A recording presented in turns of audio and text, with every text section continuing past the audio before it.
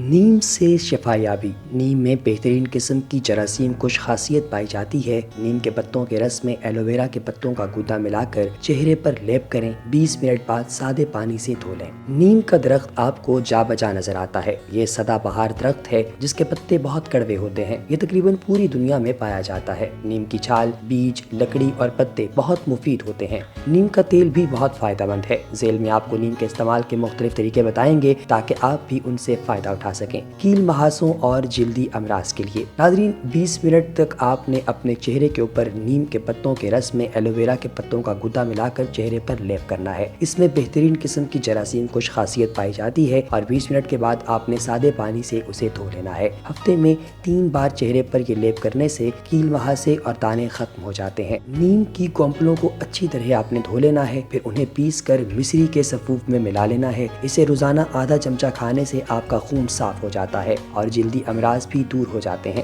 نیم کے پتوں کو ابال کر ٹھنڈا کر لیں اور اس پانی سے نہائیں تو جلدی امراض جیسے خارش، خشکی اور دانوں وغیرہ سے نجات مل جاتی ہے۔ نیم کے خشک پتوں کے سفوف میں تھوڑا سا صاف پانی ملا کر لگدی بنا لیں۔ اسے دانوں پر لگانے سے دانے کافی حد تک کم ہو جاتے ہیں۔ ناظرین مائیں بچوں کے بالوں میں جوئیں پڑ جانے سے بہت پریشان ہو جاتی ہیں۔ ایسی صورتحال میں انہیں چاہیے کہ وہ نیم کے پتوں کو پیس کر اس میں نیم گرم پانی ملا کر گاڑھا لیپ بنا لیں، پھر سر کی جڑوں میں اچھی طرح لگائیں۔ آدھے گھنٹے بعد سر دھو لیں، جوؤں سے نجات مل جائے گی۔ اس عمل کو ہفتے میں 2 بار باقاعدگی سے کریں۔ اس کے علاوہ سر کی خشکی ختم کرنے کے لیے ناریل کے تیل میں نیم کے چند پتے جلا کر ڈال دینے ہیں، پھر ٹھنڈا کر کے چھان لینا ہے اور شیشے کی بوتل میں محفوظ کر لینا ہے۔ ہفتے میں 2 بار اس تیل سے مالش کرنی ہے۔ سر کی خشکی سکری ختم ہو جائے گی اور بال بھی مضبوط ہو جائیں گے۔ مسوڑوں اور دانتوں کے لیے بھی یہ بہت زیادہ مفید ہے۔ دانتوں اور مسوڑوں کی صفائی اور مضبوطی کے لیے نیم کی چھال اور مسواک کا باقاعدگی سے استعمال کریں۔ اس طرح